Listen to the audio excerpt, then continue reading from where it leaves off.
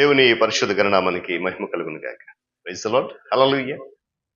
ప్రభునందు ప్రియులరా, దేవుడు తన మహాకృపను బట్టి మనకు నూతన ఉదయకాల సమయంలో వేకుని ఆయన పాద సముఖం నిలబడడానికి చక్కటి శ్రేష్టమైన అవకాశాన్ని మనకి ఇచ్చాడు. నిజంగా అద్భుతంగా ఆరోగ్యము క్షేమత నడిపిస్తున్నాడు.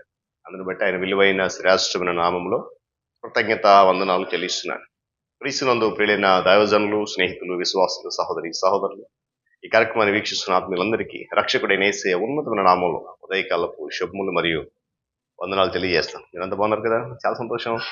రండి, ఈ దినం కూడా మేము ప్రేమతో ఆహ్వానిస్తున్నాను. అనుదిన అభివృద్ధి ఉదయకాలపు ధ్యానాలంటువంటి ఈ ఆధ్యాత్మిక కార్యక్రమంలో నాతో పాటు పాలుభోషులు వాక్యాన్ని ధ్యానించి దైవ దీవెనలు బైబిల్స్ దగ్గరలో ఉన్నాయా?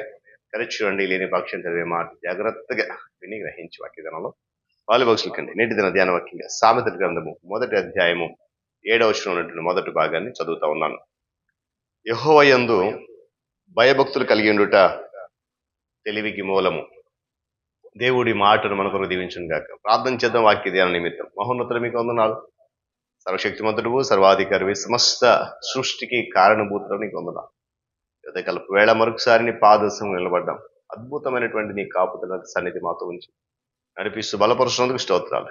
నాని కార్యక్రమం ద్వారా అనేక మంది బిడ్డలు వాళ్ళ భవిష్యత్తులై వాక్యం వింటున్నారు, బలపడుతున్నారు. మరింత బలపరుచు దీవించండి. యేసయ్య నామములో ఆమేన్. మరొకసారి మీ అందరికి క్రిస్మస్ లో శుభాలు తెలియజేస్తున్నాను కదా. చక్కగా జరుగుతూ ఉన్నాయి క్రిస్మస్ ఆరాధనలు. ప్రతి కుటుంబంలో సంతోషాలు ముందుకు వెళ్తూ ఉన్నాయి. ఈ అనుదిన అభివృద్ధి అనేటువంటి కార్యక్రమం ద్వారా క్రిస్మస్ లో ఉన్నటువంటి అనేక కోణాలను మనము ధ్యానిస్తూ వస్తున్నాం. క్రిస్మస్ లో 2వ పార్శ్వములో ఉన్నటువంటి విధేయతను గురించి ధ్యానిస్తూ వస్తున్నాం. ఈ దినం కూడా మరొక వ్యక్తులను, ఇతరులను జ్ఞాపకం చేయడానికి ఇష్టపడతా ఉన్నాను. వీళ్ళరా చదవనటువంటి ఆటను బట్టి మన యొక్క తెలివికి, మన జ్ఞానానికి మూలం ఏదైనా ఉంది అని అంటే అది దేవుని యందు భయభక్తులు కలిగి ఉండడమే అని స్పష్టంగా దేవుని యొక్క వాక్యంలో జ్ఞాని అయిన సొలొమోను రాశాడు. చూడండి, ఈ క్రిస్మస్ లో ప్రాముఖ్యమైన వ్యక్తులుగా మనము జ్ఞానులను పరిగణిస్తూ ఉంటాం. తూర్పు దేశం నుండి బయలుదేరిన జ్ఞానులు యెరూషలేముకు వచ్చారు. వచ్చి యూదుల రాజుగా పుట్టినవాడు ఎక్కడ ఉన్నాడు అని అడిగారు హేరోదు రాజుని. ఎప్పుడైతే యూదుల రాజు అని వారు అడిగారో వారు యూదులు కాదు అని చాలా స్పష్టంగా అర్థమైపోతా ఉంది. బహుశా వారు ఖగోళ శాస్త్రజ్ఞులై ఉండవచ్చు. ఒక వింతైనటువంటి నక్షత్రాన్ని చూశారు ఆకాశంలో. అది ప్రత్యక్షం అవడం ద్వారా దాన్ని చూసినటువంటి వారు ఆశ్చర్యపడి దానికి ఒక పేరు పెట్టారు, అది ఆయన నక్షత్రం అని. వీళ్ళరా యూదుల రాజు యెరూషలేములో పుట్టలేదని, ఇశ్రాయేలులోని నాయకులకు మెస్సియా జన్మను గూర్చి తగినంత ఎరుక లేదని తెలుసుకున్నటువంటి ఈ జ్ఞానులు బహుశా నిరాశపడి ఉండవచ్చు. అయితే వారి ప్రయాణము సుదీర్ఘము, అంతేకాకుండా అలసటతో కూడినది. చాలా సుదూర ప్రయాణం చేసి వచ్చినట్లు చూస్తున్నాం. అయితే దేవుడు వారి యథార్థతకు మెచ్చి, వారి యథార్థతకు గుర్తించి తగిన బహుమానాన్ని ఇచ్చాడు. ఏంటంటే ఆయన నక్షత్రము తిరిగి మరలా ప్రత్యక్షమైనట్లు చేశాడు దేవుడు. వారు నక్షత్రం చూసినప్పుడు అత్యానంద భరితులయ్యారు. దేవునికి స్తోత్రం కలుగును గాక. హల్లెలూయా. ఈరోజు ఈ క్రిస్మస్ లో మన జీవితాల్లో, మన కుటుంబంలో, మన సంఘంలో, మన చుట్టూ ప్రాంతంలో ఈ అత్యానంద భరితున్నటువంటి పండుగ వాతావరణం కనబడుతుందా? ఒకసారి మనం ఆలోచించాం. ఇక్కడ మనల్ని ప్రోత్సహిస్తున్నటువంటి ఒక సత్యము కనబడతా ఉంది పిల్లరా. దేవుని సత్యమును ఎరిగి దానికి లోబడాలి అనేటువంటి విషయంలో మనము యథార్థంగా ఉంటే, యథార్థంగా జీవిస్తే కొన్ని తాత్కాలికమైనటువంటి ఆలస్యము ఉన్నప్పటికీ కూడా, మరియు పొరపాటున మధ్యలో మనము దారి తప్పిపోయినా కూడా ఆయన మరలా దానిని మనకు నిశ్చయముగా బయలుపరుస్తాడు. హల్లెలూయా చెప్పండి. హల్లెలూయా. ఒకవేళ మనము తిన్నని మార్గం నుండి ప్రక్కకు తొలగి వెళ్ళిపోయినా వెనుక నుండి సరి చేసేటువంటి దేవుని స్వరము మనకు నిశ్చయముగా వినబడుతుంది.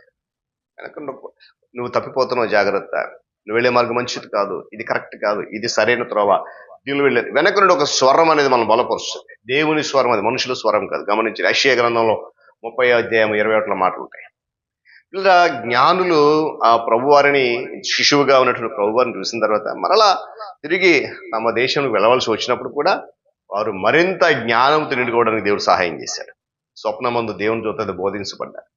ఏమండి, ఏ మార్గం అయితే వచ్చారో ఆ మార్గం వెళ్ళలే. వేరే మార్గాన్ని వారు ఇంటికి వెళ్ళిపోయారని చెప్పేసి ఆ వాక్యం జ్ఞాపకం చేస్తుంది. వీళ్ళు గమనించండి, దేవుని చేత బోధించబడిన వారై అనేటువంటి మాటకు ఆదిమ భాషలో మాట ద్వారా జవాబు ఇవ్వబడిన వారై అని అర్థమిస్తూ దానికి ముందు ఒక ప్రశ్న ఉన్నదనేటువంటి సూచిస్తోంది. దీనిని ఎపిల్పైడ్ బైబిల్లో ఈ విధంగా వివరిస్తున్నాడు. ఏంటంటే, వారు అడిగిన దానికి జవాబు పొందుచు తిరిగి హెరోదునకు వెళ్ళవద్దని స్వప్నములో హెచ్చరించబడి నడిపించబడ్డారు.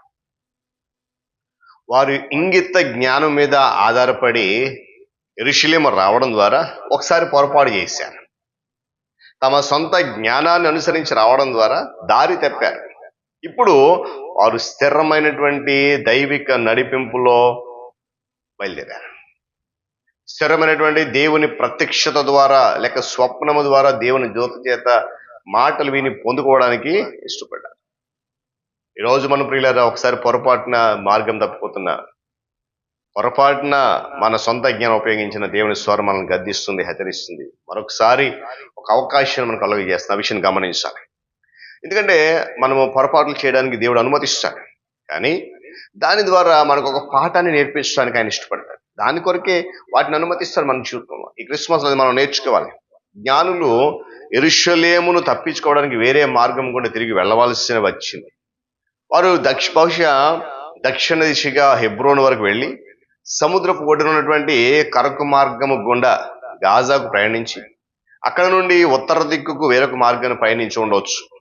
గమనించాలి, ఈ మార్గము వారికి నజరేతు గుండా కపెర్నహూము, అక్కడ నుండి దమస్కు నడిపించి ఉండవచ్చు. నిశ్చయంగా ఇది సుదీర్ఘ ప్రయాణము మరియు కష్టతరమైన ప్రయాణము. గమనించాలి, విధేయత అంత ఖరీదైనది మరి కదా. కరుకైన అశోకమైన నీ ఊయల చెంతను అరుదైన కానుకలు వారు అర్పించినప్పుడు పాప మాలిన్యం నుండి విడిపించబడి నిర్మలానందము పవిత్రత పొందడానికి మనం ఈరోజు నిలబడ్డాం కనుక విలువైనటువంటి ఆరాధన, విలువైన సంపదను తెచ్చి క్రీస్తు తెంత మా పరమరాజ్యం నీవే అని చెప్పి జ్ఞానుల వల్ల మనం కూడా విధేయత కలిగి దేవుని స్వరము కొరకు, దేవుని నడిపింపు కొరకు రానున్న క్రిస్మస్ ఆరాధనలో పాల్గొనడానికి ఇష్టపడదాం. పరిశుద్ధాత్మ దేవుడు నడిపించును గాక. ఇతని వాక్యం మనందరి కొరకు ఫలించలాగిన ప్రార్థన చేసుకుందాం. మహోన్నతుడు మీకు వందనాలండి. తిరిగి నూతన ఉదయకాల సమయంలో క్రిస్మస్ మరొక సందేశం విన్నాం. అద్భుతమైన నీ మాటలు, విలువైన నీ మాటలు, జ్ఞానుల యొక్క విధేయత మేము అనుసరించిన కృప చూపించండి. ఈ ఆధ్యాత్మిక కార్యక్రమం అనేక మంది బిడ్డలను పాలిభాసం చేయండి, బలపరిచి ఆత్మీయంగా దీవించండి. యేసయ్య ఉన్నతమైన నామమున అడుగుతున్నాను తండ్రి, ఆమేన్. త్రియేక దేవుని దీవెన, ఆయన సన్నిధి కాపుదల సదాకాలము మనందరికీ తోడేండి నడిపించును గాక. ఆమేన్.